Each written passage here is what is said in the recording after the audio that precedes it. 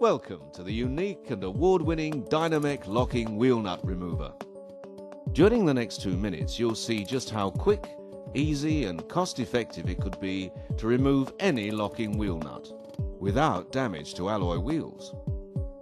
Not only can individual car owners save significant expense, but companies and organizations throughout the world can benefit year on year through the adoption of this unique solution. Previously, without the key, you'd have a time-wasting, costly problem, creating damage like this, and not solved by drilling, chiseling, or using spiral sockets. After years of working in the industry, our engineers have developed the UK-manufactured, award-winning Dynomec locking wheel nut remover.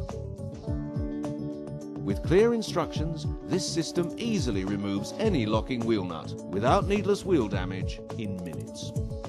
In fact, the system is so effective and easy to use that it has been adopted by leading international recovery services. So, how does it work? You simply identify the specific lock nut needing removal from our supplied chart, then assemble the tool by separating the outer shroud from the tool body, selecting and clipping on the appropriate blade, and refitting the shroud over the blade and onto the tool body.